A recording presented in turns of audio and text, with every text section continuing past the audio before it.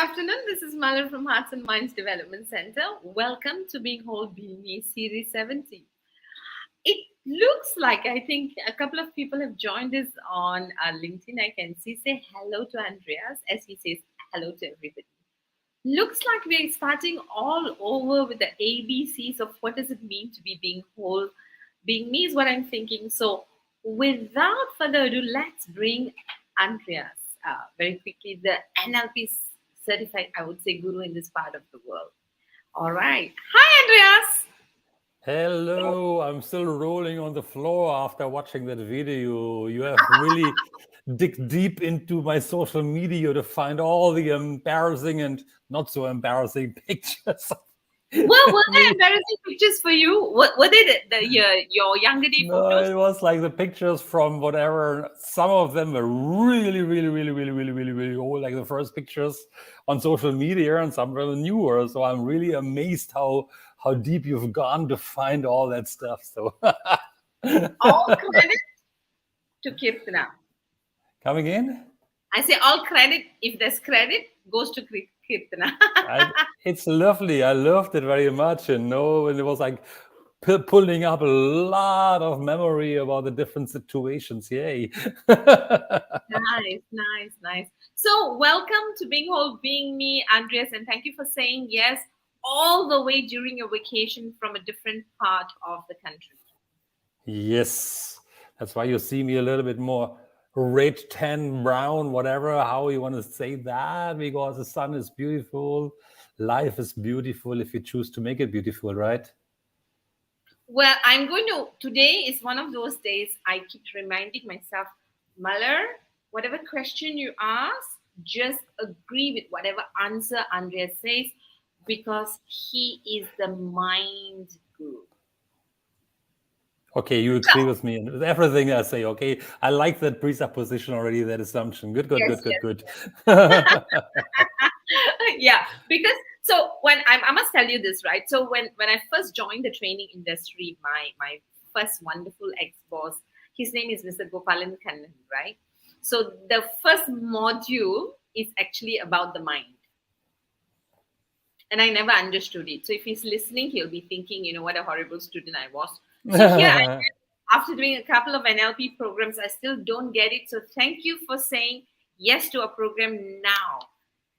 Enlighten us.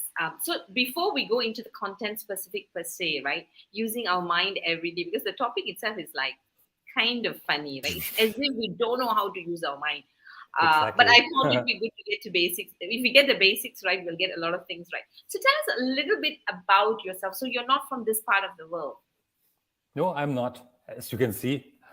I can see, but people like are also born here nowadays. So tell us a little bit about your background. I mean, we saw in your video your lovely wife and your, my God, what good-looking son. So tell us a little bit about your background and what got you to Malaysia. Yeah, okay. I came to Malaysia way back in 1993. And some of you viewers might not have been born at that point of time as well, because some of them might be younger even, and it's like nearly 30 years now. Next year, January, I can celebrate my 30th year in Malaysia, or Asia, actually, because first I came to Malaysia working with the United Nations Prime Minister's Department. And of course, as you could see in my video as well, I fall in love with this place. It's easy to fall in love with Malaysia, with the people, with the projects I had, with the food. It was the best food in the world, according to my humble opinion, with my love, my wife.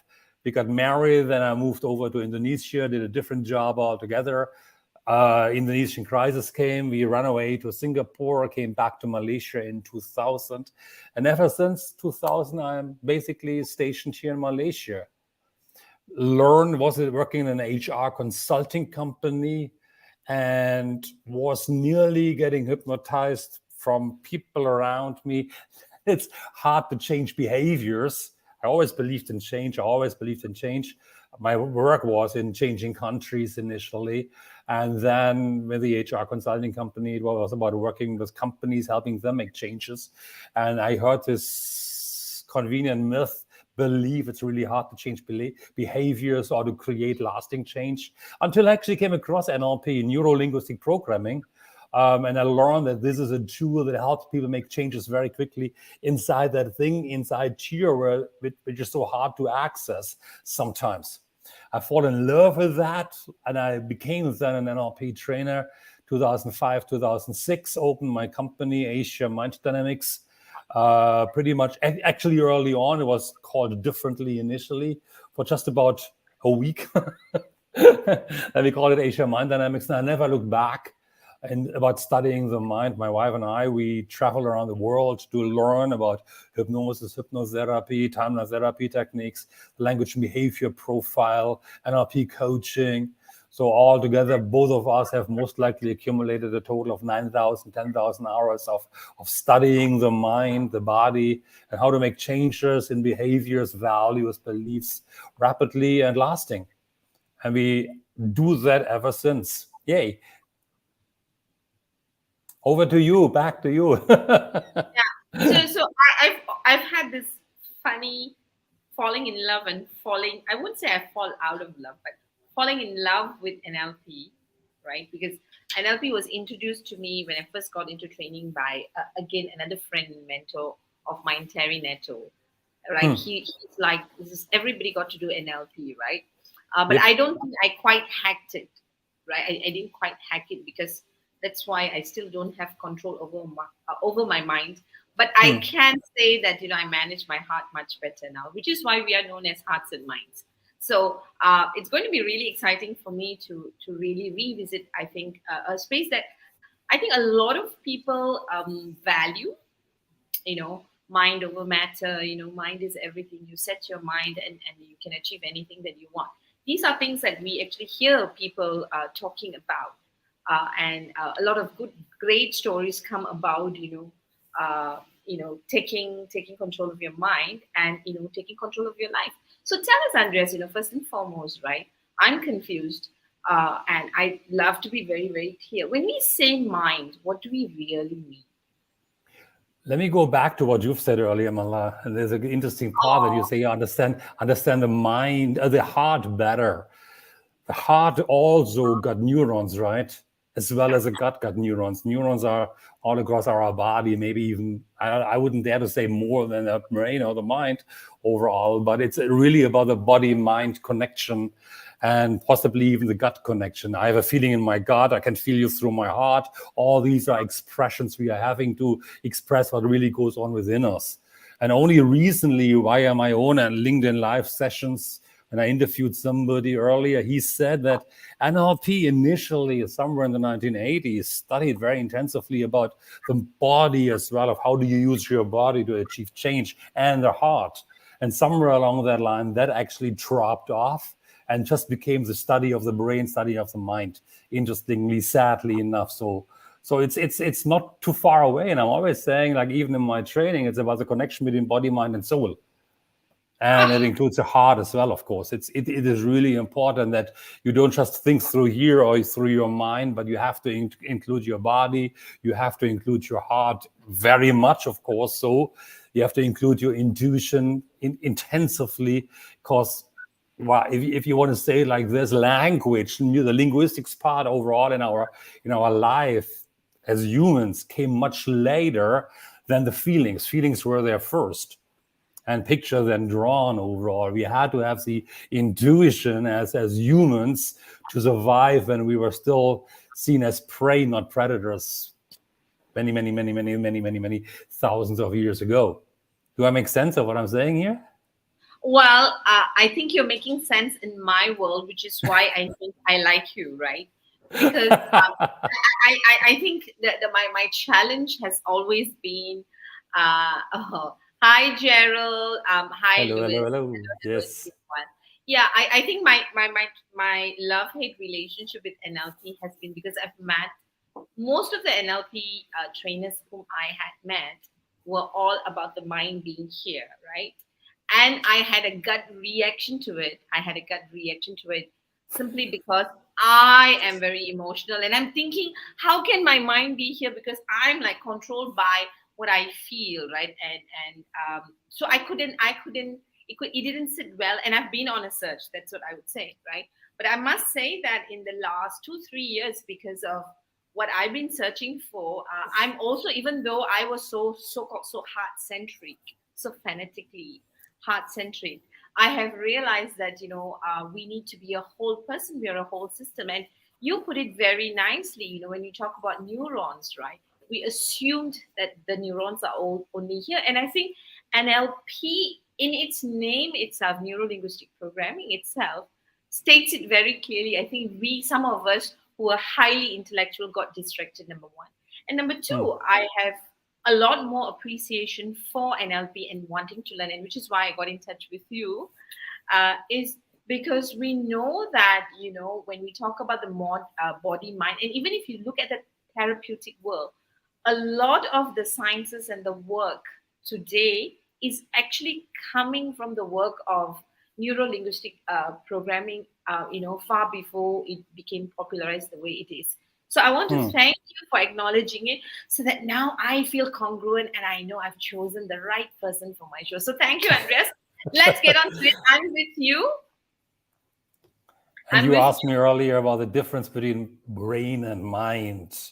So let's just first talk about the mind, so that Hmm. then for those who think the mind is in the brain, we can do a bit more, clarity, right? So let's just talk. When you say mind, what do you really mean? When I say mind, what do I mean? For you, okay. How much time do I have? Let's continue until 5 o'clock. I want to put it together. I want to put it together. It's much easier to differentiate or to identify if you put both mind and brain together into one box as an explanation. Sure. So the brain clearly is the thing that we hold in our this square Okay. box or round box or the shape that we have carrying on our shoulder overall. And it's got Mm, 100 billion brain cells. And it's a very, very powerful organ in our body. And you can touch it. mm, You can touch it. But the mind is something you can't touch. The mind is the energy overall. The mind is working through the brain. The mind is working through the brain. Is different from the brain. There are different entities altogether. So the human brain, as I mentioned, are the neuron, the nerve cells within us overall. And it's communicating through the body constantly. And of course, the body is also communicating to the brain all the time. Now, the brain is, of course, the organ that you can touch physically, but and as a tangible study. The mind is the energy flow, and you might most likely like that very much when I say that. The mind is a culmination. I was finding that yesterday as well in encyclopedia of British Encyclopedia or whatever it's called. The mind is a culmination of energy flow through the brain that occurs when we think, feel, and make decisions. So the mind is overall, it's working through the brain, but remains its own entity. So the mind is the decisions you are making, the memories you are storing, and you are accessing when you're starting to think. The mind is the overall energy, the emotional state. It's all your values, all your beliefs inside. And if you were to look for the beliefs in your brain, you might lighten up a certain area. For example, if you start thinking about a certain belief, certain areas you might lit up and say like, hey, that's the area where your belief is structured. But the belief, for example, that many people hold in their mind or so, I am not good enough, or I have low self-esteem, or I can't present. It means you can't quite grasp that. You can't quite grasp that. Yes, and Pani is saying that so nicely. The mind is a software. So if you want to say the brain is your hardware, is a laptop you're looking at. The mind is the software behind. If you're saying PowerPoint, for example, or Keynote, if you're a Mac user, you can't quite touch these programs. You can purchase it, of course, in a retail store, but you're installing it and it's running inside, but you won't have it anymore.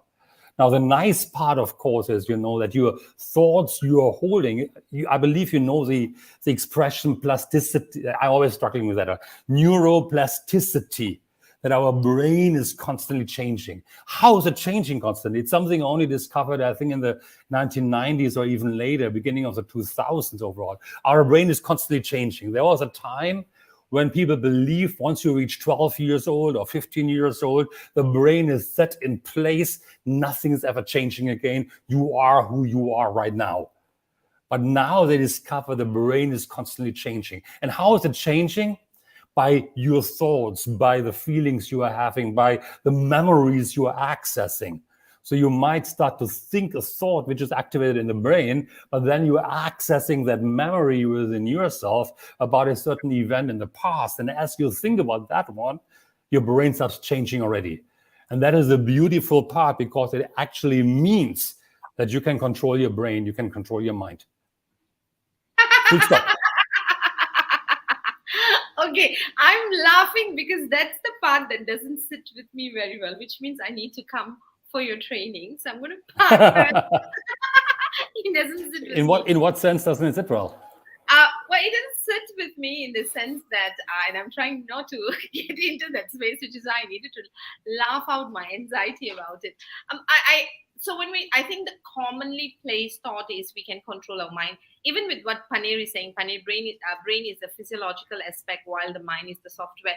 I was there for a long time, for a very long time. I think where I am right now, I'm moving out of that to say that, our mind, is all over. It's holistic, not just in the brain.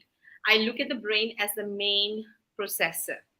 Right? It's a processor. But we are also now, scientifically, we're being bombarded with, before there was a physical brain, we already had a mind. Mm-hmm.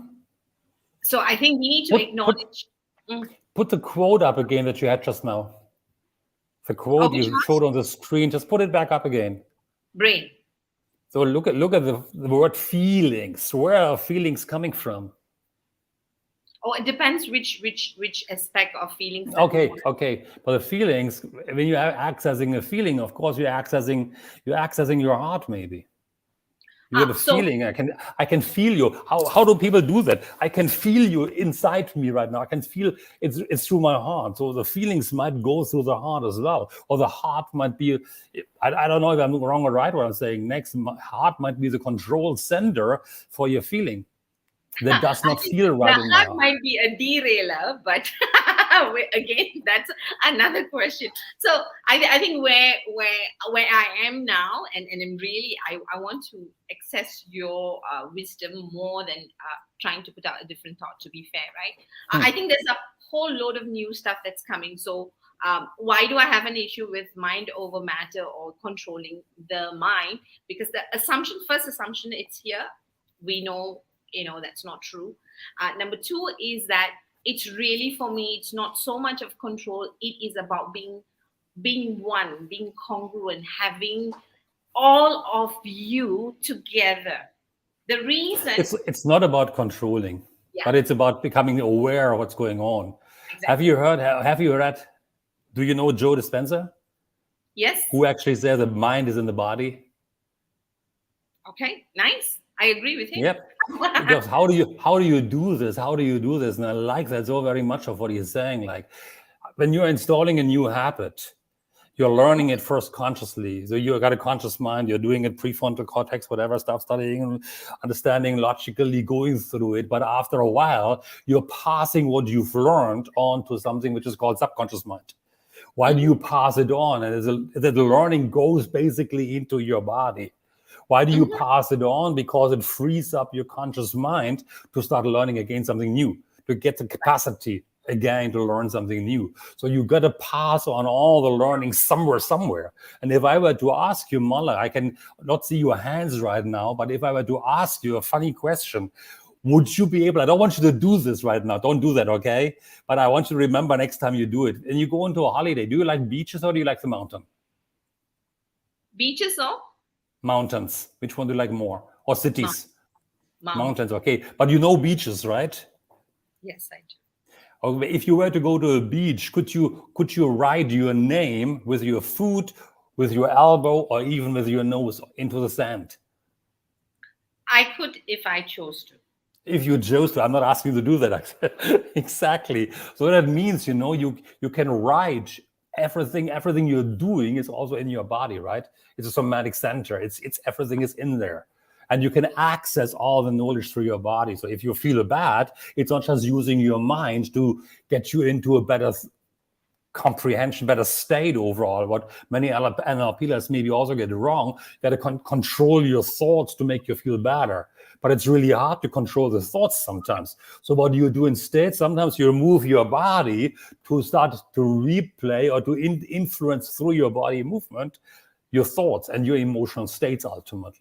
So it's an interplay, as you mentioned. It's an interplay between body, mind, and what you want to achieve to become one ultimately. And I'm very, very much, there's a whole NLP methodology around it, a tool around it, a model around it. Last time I created a video about neurological levels of alignment. And it goes from identity to values, beliefs, to capabilities, behavior, skills, environment. And that includes, of course, if you are aligned, and you can go to spirituality as well along that line, or your purpose, or your connection with God, if you want to bring it up to that level even. And that means if everything is aligned, what do you create? You create happiness. Nice. Or you can create happiness first, and then you start the alignment. Okay. I like your questions. I like your style. Yeah. Okay means Malu, shut up, get back on track. No, I'm telling myself. If you ask questions, you're thinking along. Thank you.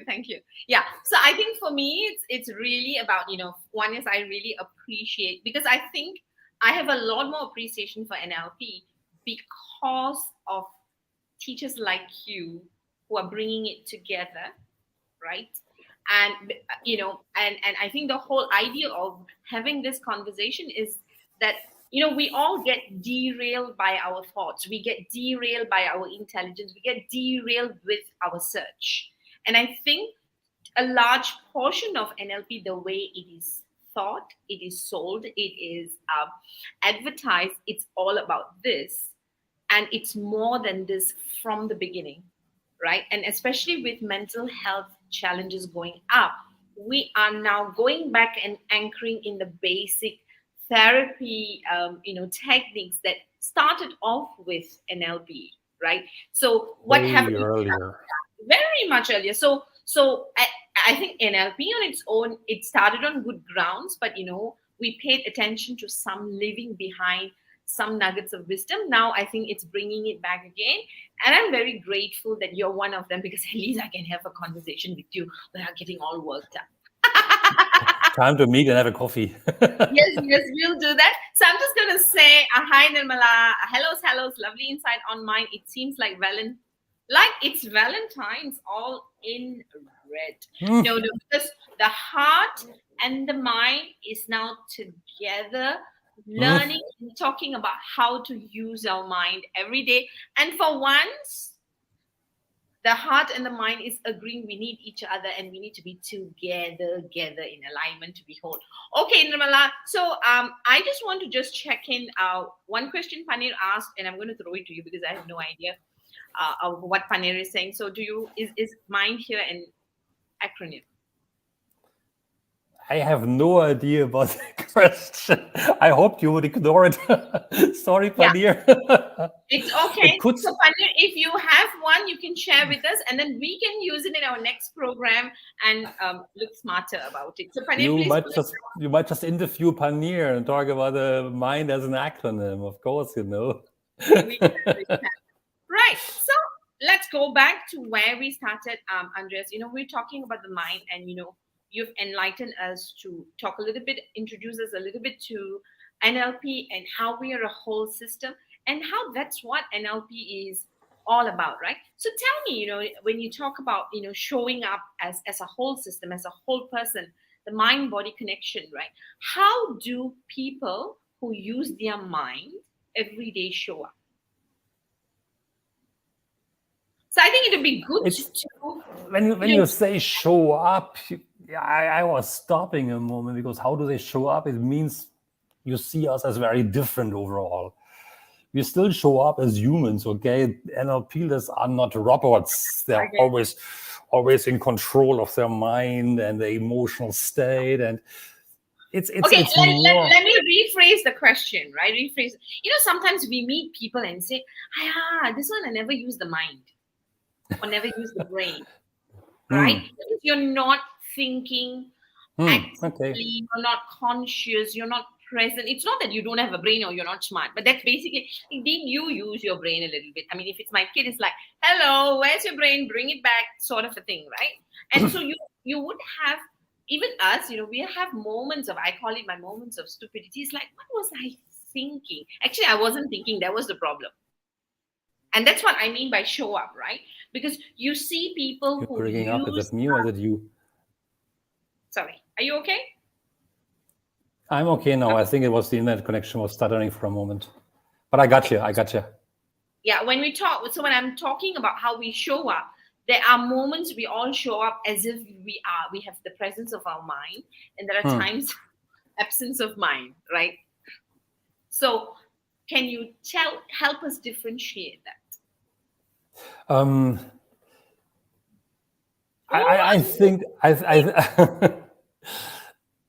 I think we all make our mistakes. Sure. I would say, there are two possibilities, two aspects where NLP helps me a lot in my daily activities, maybe three points. One is, of course, what is the meaning that I give to certain events in my life? The meaning I give. It's always, we are, one of the NLPers, one of the CFUs in NLP was saying, we are meaning-making machines. I don't like the expression machines. But I don't like the expression machines, but we are making meanings all the time. That means we're going around, we are evaluating, we are judging, we are trying to make sense of what's going on around us. Now, with NLP, most likely you might make different meanings to different situations. Is the glass half full or is the glass half empty? And if the glass is half empty, what can I do to make it full ultimately? Or how can I work with a glass that is half empty? Not suffering or complaining that the glass is half empty now. That is the difference, most likely, that we are looking at things slightly differently. Now, the next thing is, of course, when certain stuff happens to our life, like I mess up in my life as well. You mentioned as well, we all mess up every now and then.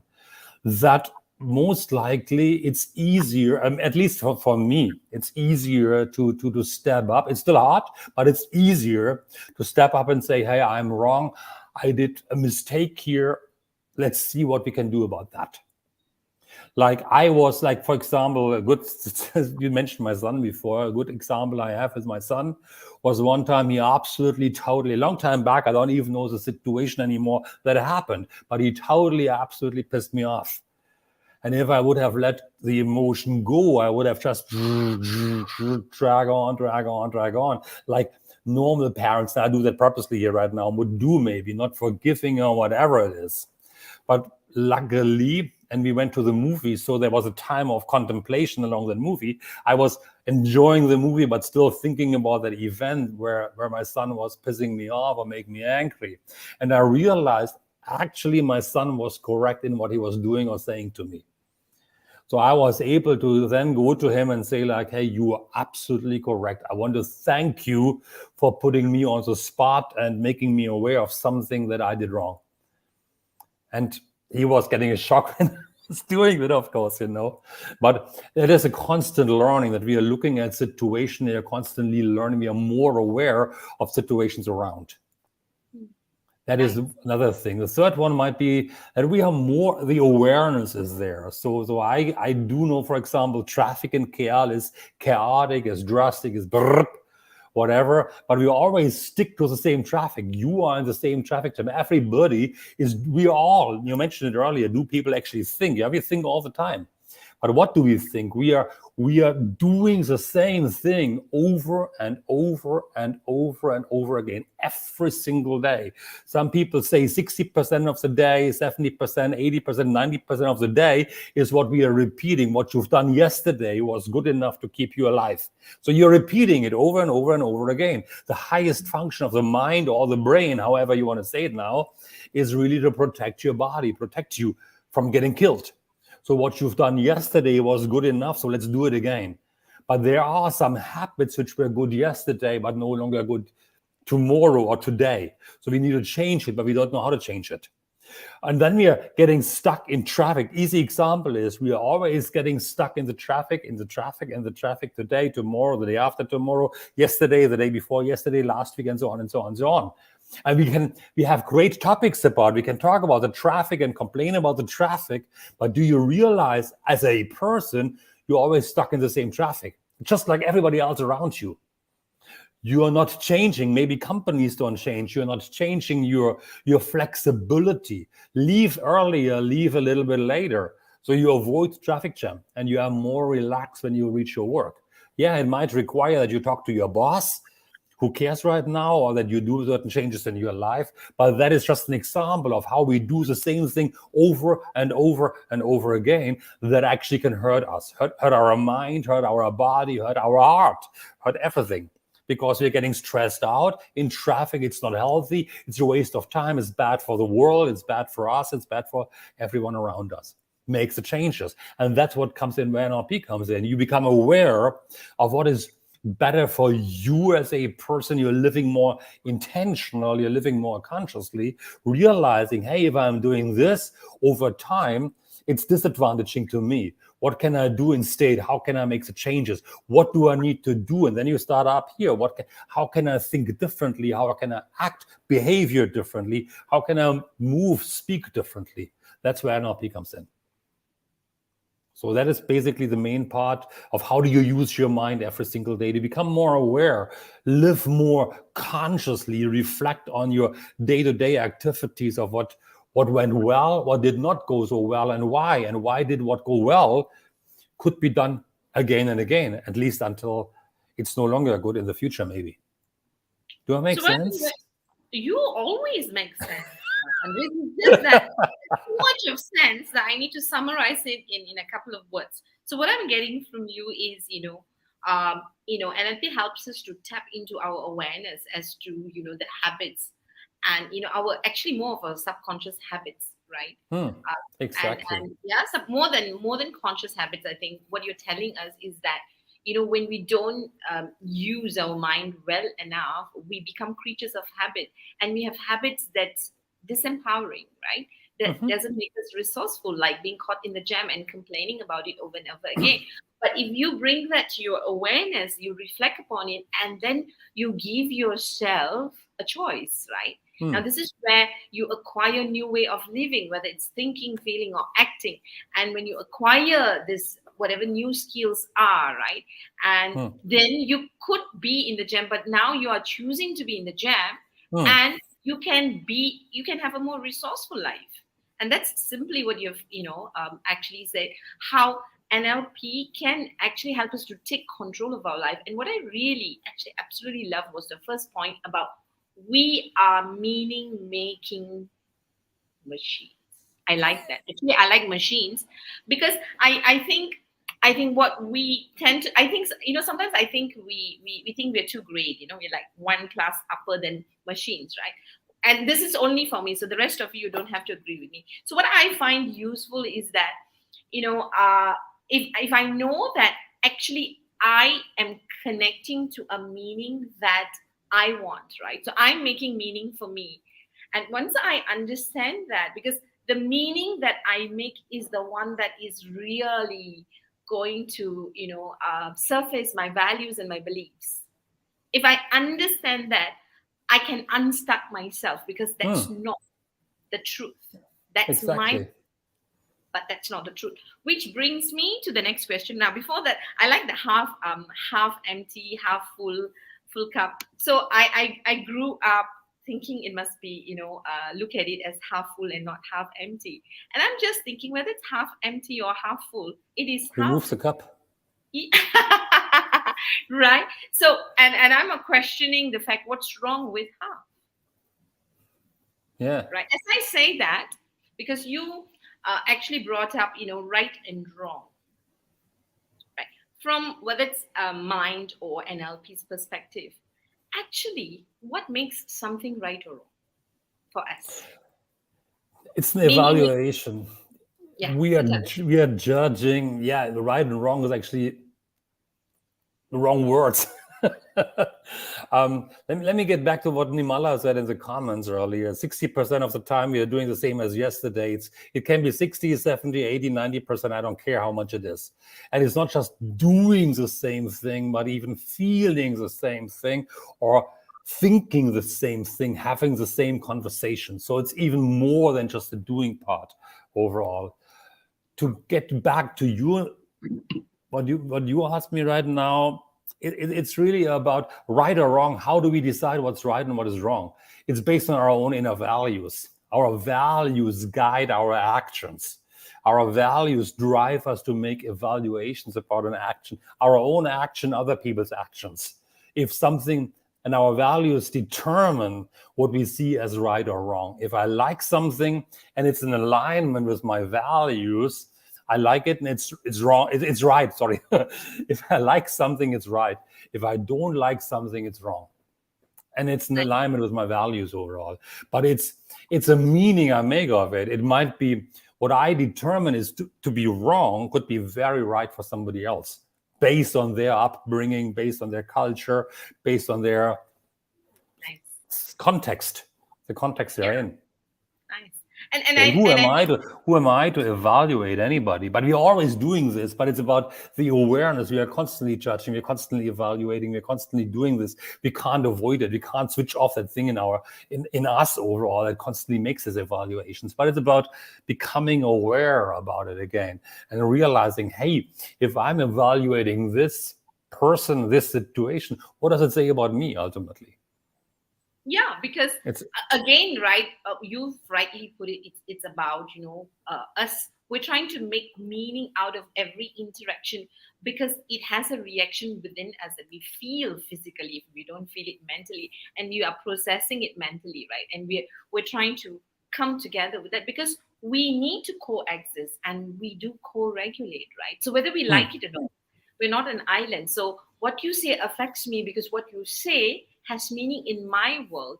And if that's not working, NLP now gives me a chance, a skill, a way to empower myself to understand myself, reconnect with myself, and become congruent again, right? Which is where, connect with your heart. I'm okay with the whole self now. I've grown up a little bit, Andreas. So thank you. Now I'm going to get into there are questions coming out. So I'm going to address the questions first, so that I just, it's not all about what I want to. I can ask you the questions over coffee. Gerald says, this is my favorite question. Gerald knows this question will excite me. He's put here, no, not that. Is NLP mind over matter? So many people say that, Yeah. This decides whether we are having coffee. It can be mind over matter, definitely. But however, if I take a big chair and would drop it onto your toes, matter would make more sense first, and the mind would scream, ouch. So matter still matters. Do you understand what I'm trying to say? Did you just try to I can look at the table and say, like, the table is nothing, the table is nothing, the table is nothing, and I might even believe it, of course, but if the body feels pain, automatically matter matters most at that point of time, because it wants to protect us again, of course. The body and the mind wants to protect us from the pain overall. So matter is still important overall. I can look at a snake and I say, like, mind over matter. I look at the snake and I can hypnotize the snake, and the snake moves away and becomes the most beautiful animal. But if the snake bites me, I don't know if the example is good or bad. I saw a snake yesterday or 2 days ago, that maybe that's influencing me right now. But if the snake is biting me just because I was acting not smart enough, then it's matter over mind. So it plays with each other overall. It plays with each other ultimately. Again, it's interplay. But I'm going to ask you, because mind over matter, the example that you gave was good. Because what the body does react first is that the body reacts to safety first, right? Before the mind has time to process that it's a plastic snake, for example, right? So you can see a plastic snake and react to safety because your mind hasn't figured that out yet. Your body is reacting based on what it knows, based on the past programming in the body, right? Now, so does the mind have the power to suppress the truth of the matter that is residing in your body? Sure, also possible. Do you know the examples of? I mean, there are documentaries around. You can even go YouTube or where people. I mean, I have a story in my mind. I saw a documentary where a boy was the son was changing tires of the car, and then the what is the thing called fall down, and the car popped onto him. And his mother saw that, and she ran out, and without thinking about it, she was just picking up the car, holding it up and shouting to her daughter. Luckily, she was not alone. Call 911, call 911. And she was holding on to the car until the police came or the helpers came to pull the guy out from below the car and rescue him. And then she dropped down and the car crashed down, of course. Suddenly it was gone overall. One example. Another example is we do know the facts of sudden healing, that people use their mind to heal their body. And that's like the power of the mind as well. What do you really want to achieve? What do you hold inside here first, in combination also with your feelings, because the feelings are the fuel that guide you, your visualization. What many people forget, they just think, I got to visualize, and self-talk. It's much more than that. It's the pictures you're holding in your mind. There's the conversations you hold about your goals, for example, and the feelings you're generating to reach your goals ultimately. And that many people use their mind and their feelings to overcome many diseases ultimately, or problems in their life ultimately. I don't want to say diseases right now because I'm not a healer, I'm not a doctor, so it's dangerous for me to go into this area right now overall, but it has been shown that if your mind is in alignment again with what you want to achieve, many things can be achieved ultimately. Yeah. So I hope that answers your question. I'm sure it does. I don't know about Gerald, but I'm very happy with your answer. Sure, we can have a private conversation ultimately as well. Gerald can have a private conversation. I'm very happy with your answer because you gave enough importance to the feelings. But just to add on to what you were saying, two things, right? So one is, I think today there's enough evidence to say that, if you suppress your feeling, when we suppress our feelings, that's where illness begin, right? And so when we talk about mind over matter, my worry is very much, you keep saying positive things and not listening to what really is happening holistically to you, where we are incongruent. This is why, even positive people get sick, because, we're not really listening, tuning within ourselves. I mean, that's one. The other example, I love the mother's example where matter over mind, where, she carried up the car. I've read it before. The other one that comes, which is an opposing example, is, we talk about emotional hijacking and how they actually, found out there was a guy, and I'm not sure whether you've read the story, and, his, I think, 5-year-old daughter was hiding, playing peekaboo. And so when the father entered the house, he heard noises. He thought there was an intruder. So he went straight, got his gun. And when the little girl jumped out of the cupboard, he really couldn't see his child. Oh, shoot. I didn't read the story, but it sounds terrible. Yeah, it's terrible. And so they were trying to figure out how come he didn't stop shooting. I mean, you might have shot reactively, but why? Because he panicked. Of course, in our world, we call that the moment where you are emotionally hijacked, where your mind freezes. Because what you see is what you played in your mind earlier, right? So, and what you're seeing is not reality. So that's really an example of where your body jumps in to react and your mind is, or your brain is not able Switched to. off, yeah. Just to know that there are different aspects that we need to bring together in context whenever we're using these big quotes, whether it's the heart or the mind. Even in emotions, right? You need to bring things into context to see how it comes together. Totally Now, with you, yeah. Gerald has another brilliant question. He says, I believe NLP is wonderful. That means he has to become an NLP practitioner first because he believes. You need to make your belief come through and join Andreas' class. Okay, but know little of it. Now you can more because Andreas is here. Okay, Gerald, how can NLP be used for talent acquisition? Very easy. One answer. Come for the program. If I may put this out here, there's a program, a tool, NLP related, coming from NLP, directly derived from NLP, called the Language and Behavior Profile. It's based on NLP. And that tool allows you to listen to the words somebody says and you can predict their behavior. That means through listening to the words somebody says, you know what's really going on within themselves. So you know what motivates people, what demotivates people. You know how to attract people. You know how to get rid of people as well. You know how long somebody will stay in your organizations. Companies always say, like, I would like to know how long my people stay. You can identify. We all have a change indicator inside of our mind, how much change you can get exposed to, how much change we need to have to be happy along that line as well. You know people who constantly change. You know people, look at our own parents, how long they were working in the same organizations for many, many years, 10 years, 20 years, sometimes even 30 years. It's a change indicator.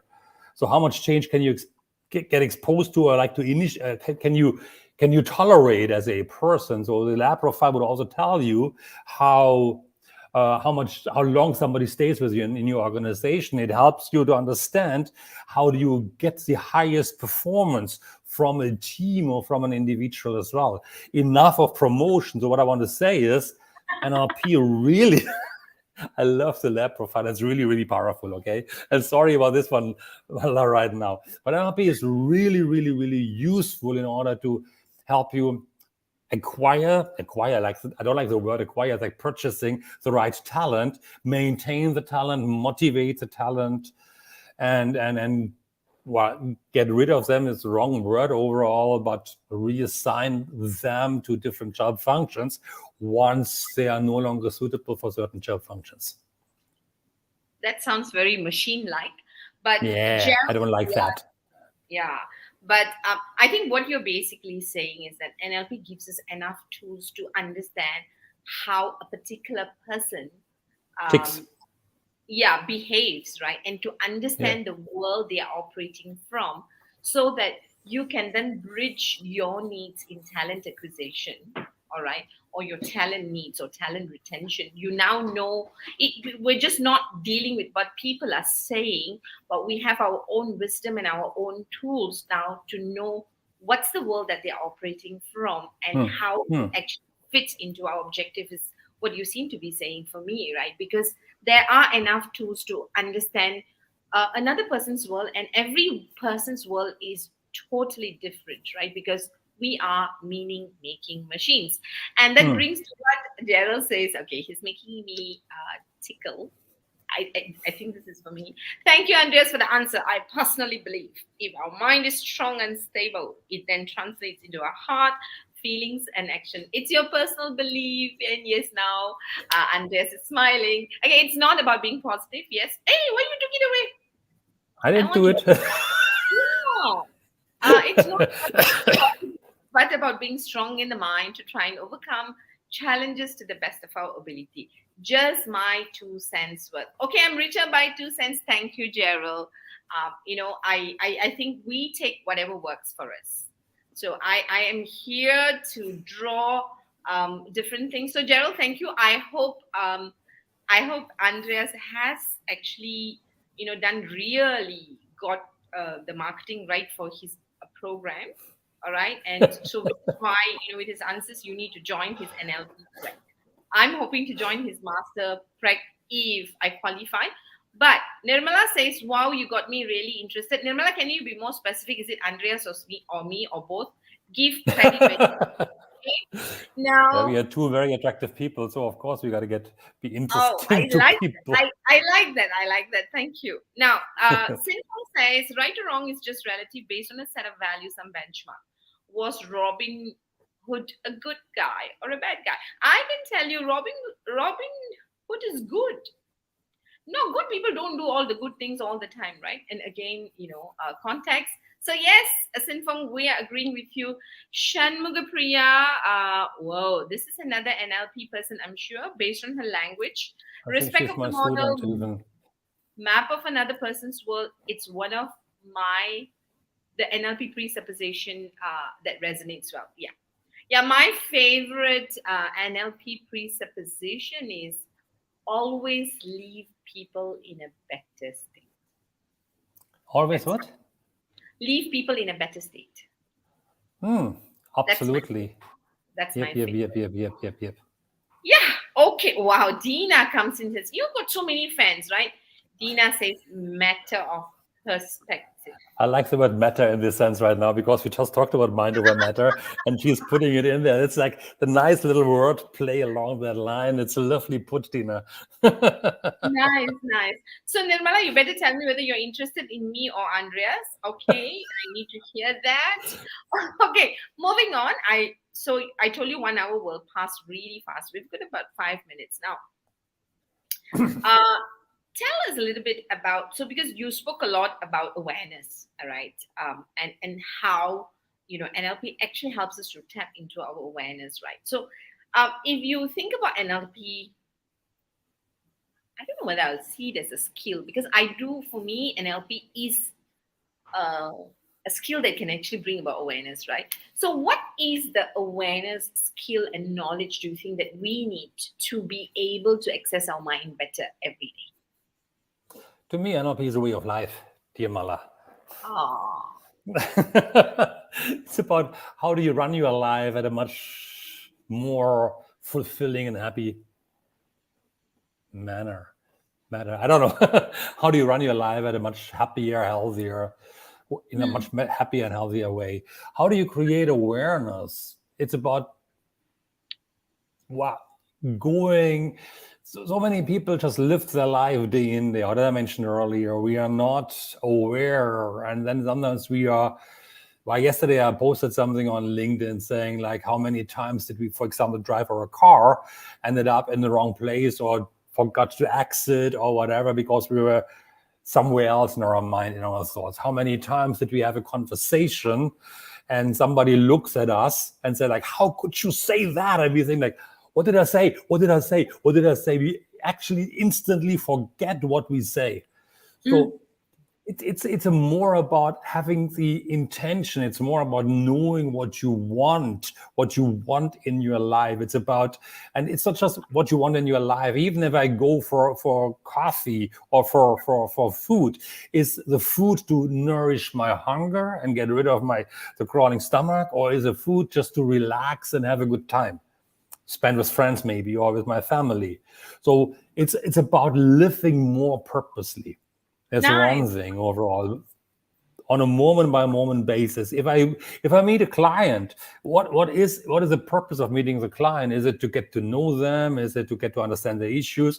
Is it maybe to instantly sell something already? Who cares? But I need to know about it, what it's in my mind first before I enter the meeting. How often do we go into a meeting and we are kind of, people say be prepared, but we prepare action items, objectives, things to talk about. But what do we hold in our mind of what do we want to achieve, and hold on to this one? What are the emotions we want to feel when we go into a client's meeting, for example? So it's about living more purposely in this sense.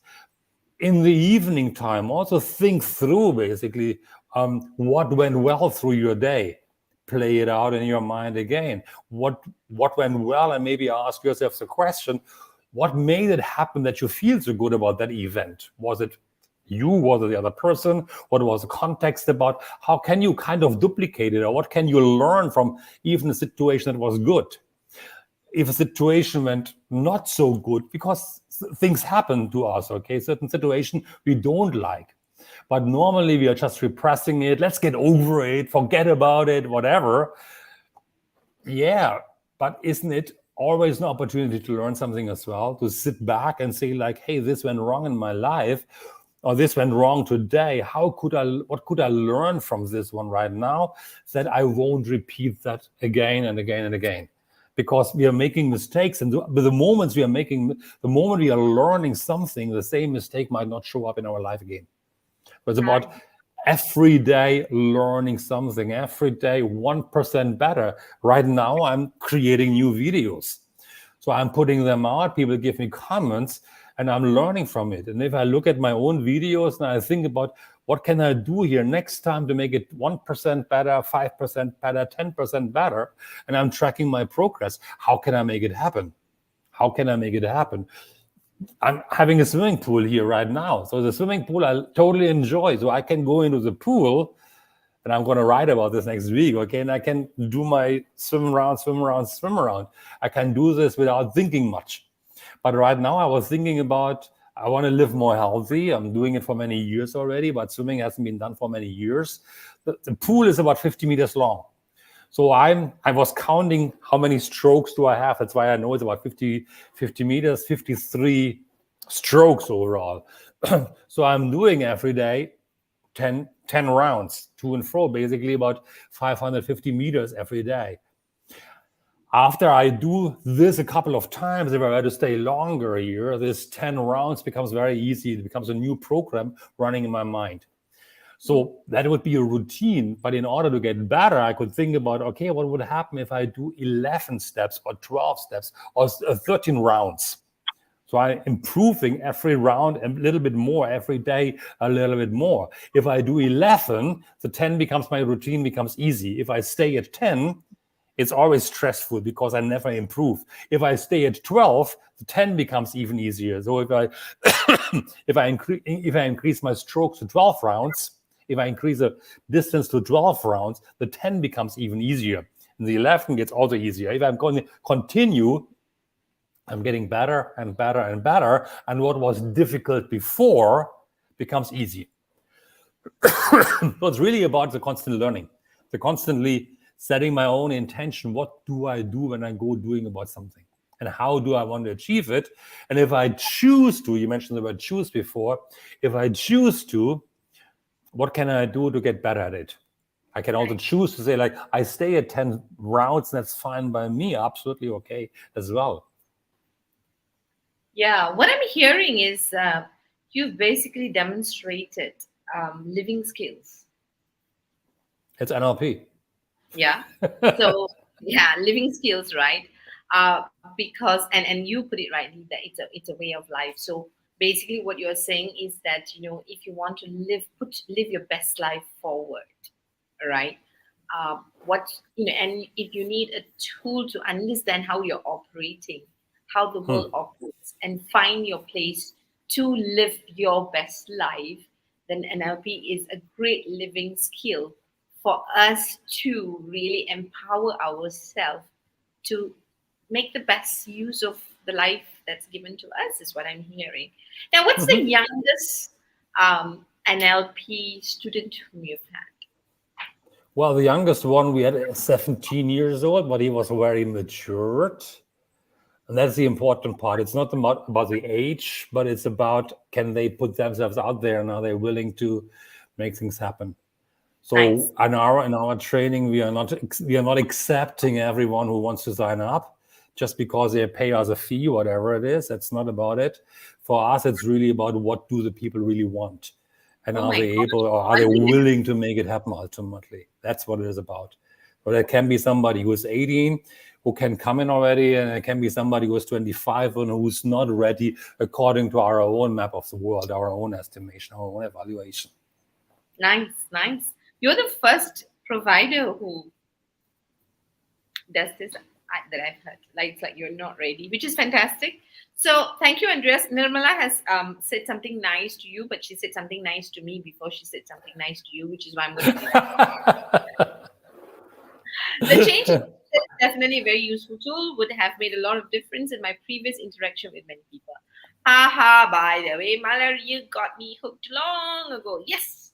And now Andreas is getting me hooked to NLP. So, Link up with me, Nimala. Would be lovely to keep the conversation going if you want to, if you're interested in it, of course. So if you are interested in living skills and how to make the best out of your life, now sounds like I'm advertising for you. By the way, I'm not paid for this. Yeah, yeah. Just to let you, I'm not paid for this. Hook up with Andreas, and see if he accepts you as his student, then you would find, your life will never be the same. So, Andres, before we say goodbye, I want to really, really thank you. But I'm also curious, are you in your swimming trunk by any chance? No, I'm just wearing my shorts, but I'm going into change into a swimming trunk in a short while. Okay. I'm gonna go for my swim. My I 10 was rounds good. are I waiting didn't for ask me, the or question 11 earlier. rounds. Come again? You did tell me you might be in your swimming trunk. So I remember when you told me about the pool. Are you in your trunk? No, you're not. So we're safe. Okay. Gerald says, thank you, Myler Andreas. Wonderful topic. Let us use our mind, body, and heart. Hey, why you put heart last, la way? Have a wonderful weekend ahead. Never mind. I need to have less coffee with him. Nate says language pattern is interesting. What is that course you said? Do you have a course on language patterning? I think is what Nate is asking. It's called Language and Behavior Profile. Link up with me, Yeah. and then we talk. Link up and then qualify. Okay, he's linking up to qualify you. So know that, Nate, and you will be overqualified, Nate. So join him. You're gonna love Andreas, but make sure don't you ever tell the truth that you love him more than me. Okay, Nate? Okay, I choose not to be perfect. Nice. I love you, Sinfong. Perfection means there's no room for improvement. Oh, that means you're still seeking perfection. Okay, never mind. And life becomes meaningless. Yes, we are meaning making machines, according to Andreas, and I agree with him. All right, with that, I want to, Andreas, really thank you. Please connect with Andreas for whatever questions that you have. Just connect with him and you know where to find him. Before we say goodbye and you go for your swim and live your fulfilling life, is there anything else you'd like to leave us with, Andreas? I appreciate very much that you invited me. You're an awesome person, Mala. I'm humbled by your questions, by your curiosity, by your generosity, by your audience. Really, it shows who you are because you got created a great audience. And you attracted a great audience. You got wonderful people with wonderful questions who are really interested in whatever you put forward here. It's Friday afternoon. Many of us could do many, many different things. They chose to be here. It just shows everybody's an awesome person who is here right now, who watches it later as well, of course. Thank you very much for all of that. You're most welcome. We're going to have coffee. And hopefully I qualify. So with that, let's say goodbye to Andreas. And once we say goodbye, I want to thank everybody for spending this beautiful Friday afternoon with us. And, that concludes Being Whole, Being Me series. Like what I said, if you like my over dramatic expression, watch our YouTube after this. If you don't like it, know that we are on Spotify, so you can just listen to hopefully our voices. And what's most important is the content that Andreas has so generously shared. With that, stay safe until I see you next week with another really very unique guest whom I've been trying to get for a couple of years now. So with that, signing off, this is Malal from Hearts and Minds Development Center. Bye.